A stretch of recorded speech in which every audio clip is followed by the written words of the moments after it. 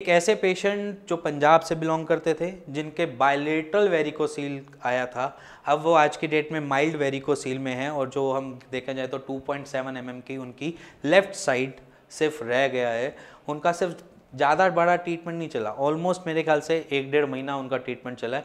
उनका जो पहला टेस्ट करवाया गया था वो जनवरी में करवाया गया था, 26 जन को, और जो दूसरा टेस्ट करवाया गया वो करवाया गया 30 मार्च। तो अगर देखा जाए तो इतने ही इंटरवल में उनका जो आज की पोजीशनिंग है वो ये है कि उनकी वेरिकोसील ऑलमोस्ट ना के बराबर है। अगर देखा जाए तो 2.7 mm है, 2.7 mm अगर 2 mm के नियर बाय पहुंच जाएगा और 2 mm के पास पहुंचते ही वेरिकोसील ऑलमोस्ट क्लियर हो जाएगा।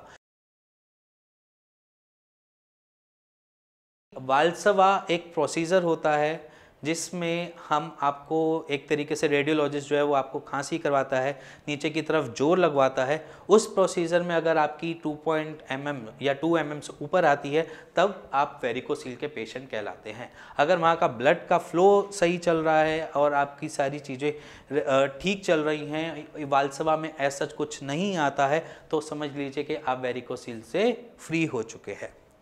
अब यही कंडीशन मैं बताता हूँ, बहुत सारे पेशेंट्स जो होते हैं वो वेट करते हैं।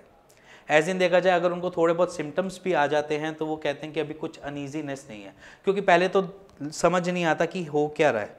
फिर जब थोड़ा थोड़ा उनको लगता है कि हैवीनेस हो रही है, कभी कभार पेन हो जाता है, कभी कभार सीवियर पेन भी हो जाता है थोड़े टाइम के लिए, चाहे 1 घंटे के लिए, आधे घंटे के लिए, ऐसी कंडीशन आनी चालू होती है, तब वो वेरिकोसील के इलाज के लिए ढूंढते हैं चीज़ों को।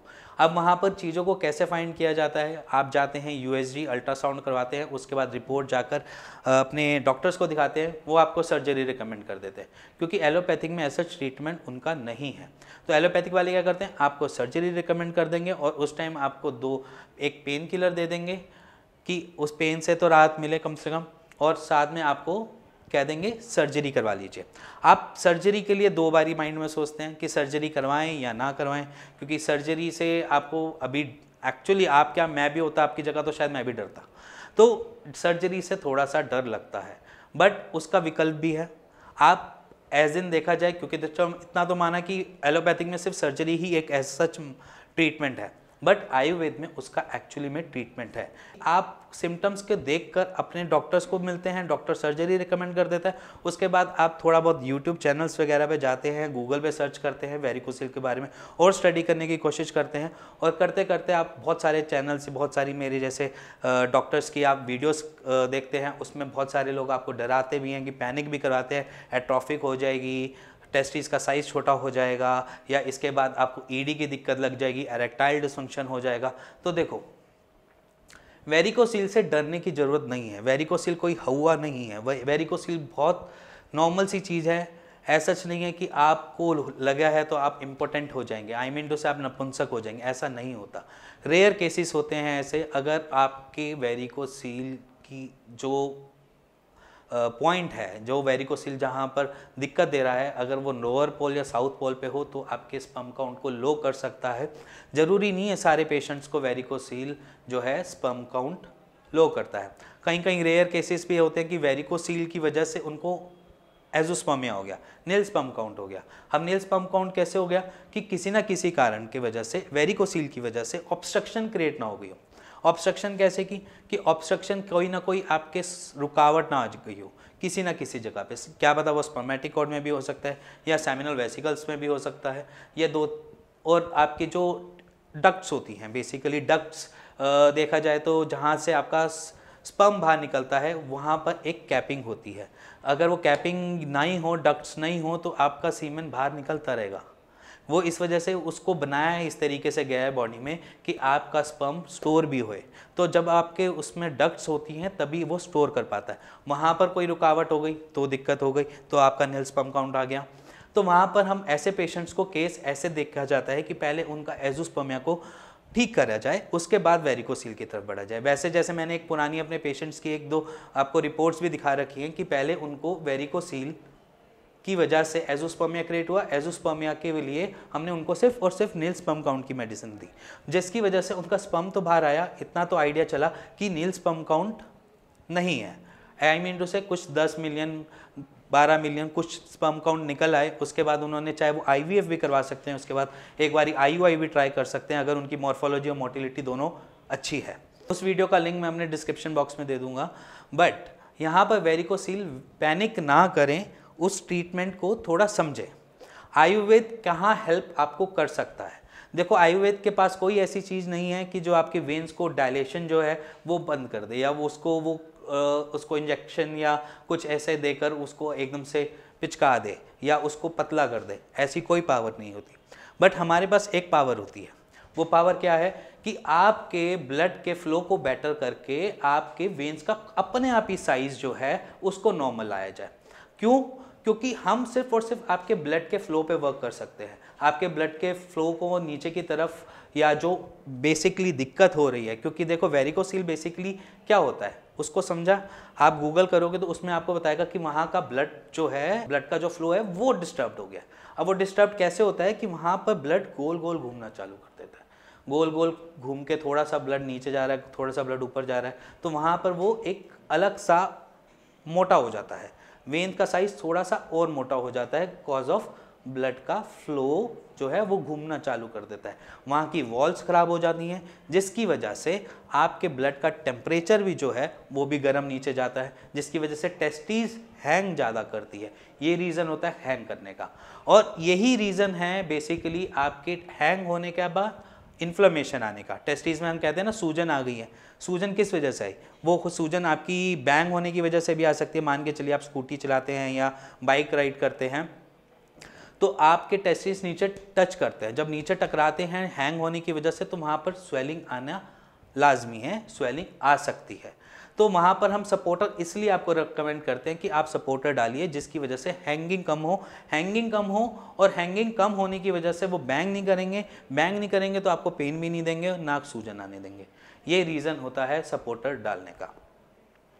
अब इसके बाद बात कर रहे हैं कि आयुर्वेद में उसमें और क्या चीज़ें हम ऐड ऑन करते हैं जिसकी वजह से आपको फ़ायदा मिले। देखो, हम 2-3 चीज़ों को साथ लेकर चलते हैं। हमारा ट्रीटमेंट सिर्फ ये नहीं होता कि सिर्फ और सिर्फ आपको सिर्फ वेरिकोसील से क्योर करना, इसके आने वाली सच प्रॉब्लम्स को भी थोड़ा हम क्योर करना स्टार्टिंग से ही स्टार्ट कर देते हैं। जैसे कि आपका स्पर्मेटिकोड कभी कंप्रेस ना हो, कभी किसी ना किसी रीज़न से दबे नहीं तो कभी आपको एजोस्पर्मिया ऐसा नहीं आएगा। तो जिसकी वजह से हम उसमें ऐसी मेडिसिन डालते हैं जिसकी वजह से आपकी स्पर्म की क्वांटिटी या सेमिनल वेसिकल्स की जो वर्क है या सेमिनल जो निकलता है वो थोड़ा ज़्यादा बने, जिसकी वजह से आपको दिक्कत सच ना आए। और इसके साथ साथ और हम क्या कर देते हैं आयुर्वेद में ये कोशिश की जाती है कि आपके ब्लड को मेंटेन किया जाए, क्योंकि अगर हम देखा जाए तो हम ग्रेडिंग सिस्टम पे नहीं सच मैटर करते, हम उसके मैटर पे करते हैं उनके MM पे। अगर आप रिपोर्ट कराते हो उसमें अगर MM दिखाई दे रहा है, MM सच की आपके कितने MM की आपकी वेन डायलेटेड है, मान लीजिए उसका जो वालसभा के बाद 3.5 है, 3.8 है, वो मैटर करता है, और वो धीरे धीरे रिड्यूसिंग वे में जाता है। अगर आपका ट्रीटमेंट आपको पता चले कि आयुर्वेद से आप ले रहे हो, कहीं आयुर्वेद ट्रीटमेंट ले रहे हो और आयुर्वेद ट्रीटमेंट या होम्योपैथिक ट्रीटमेंट ले रहे हो एज इन देखा जाए, तो अपना नॉर्मली क्या करना है, आपने मंथली एक टेस्ट करवा लेना है। मंथली टेस्ट करवा कर ये पता चले कि उसमें क्या रिपोर्ट आ रही है। रिपोर्ट ऐसे देखी जाए तो वो कुछ भी हो सकती है, ठीक है। वो मे बी शायद आपकी जो वेन्स का साइज़ है वो कम हो रहा है या नहीं हो रहा।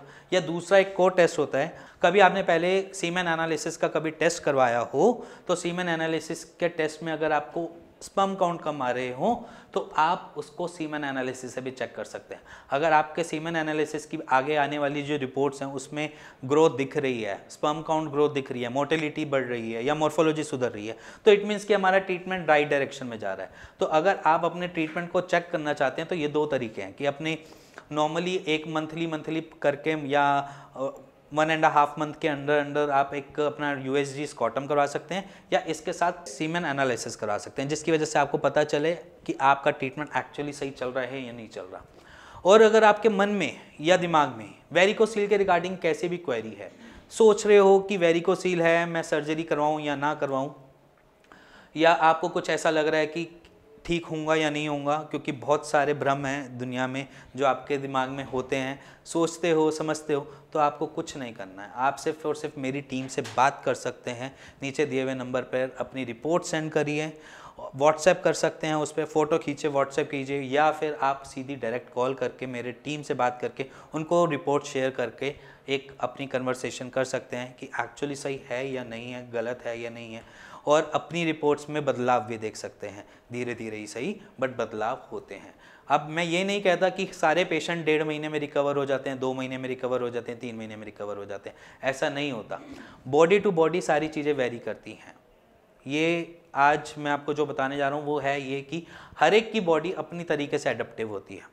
वो कैसे कर रही है, कैसे नहीं कर रही है, किसी का परहेज बेटर रहता है, कोई चावल बिल्कुल नहीं खाता, कोई अलग तरीके से उस पर काम किया जाता है। तो हर एक बॉडी दूसरी बॉडी से अलग होती है, और ट्रीटमेंट का जो वे है वो सिंपल है कि हमने हर मंथ मेडिसिन खानी है, मेडिसिन के बाद अपना यूएसजी करवाना है। यूएसजी में अगर आपको रिपोर्ट में चेंजेस दिखे तो आप बेटर फील कर रहे हो। किसी का भी ट्रीटमेंट, मेरा ट्रीटमेंट क्या, इवन आप सर्जरी भी करवाते हैं, सर्जरी के बाद भी अगर आप चाहो तो जब रिकवर कर लो तो एक बार ही अपना टेस्ट जरूर करवाएं यूएसजी स्कॉटम का, जिससे आपको यह आइडिया चले कि सर्जरी के बाद वेरिकोसील है या नहीं है। तो अगर आपके माइंड में डाउट है वेरिकोसील के रिगार्डिंग, तो आप नीचे दिए हुए नंबर पे मेरी टीम से बात करें और अपनी रिपोर्ट्स को ज़रूर शेयर करें। और अगर आपको ये वीडियो पसंद आई हो तो please like share bell icon जरूर दबाएं। Thank you and thank you very much.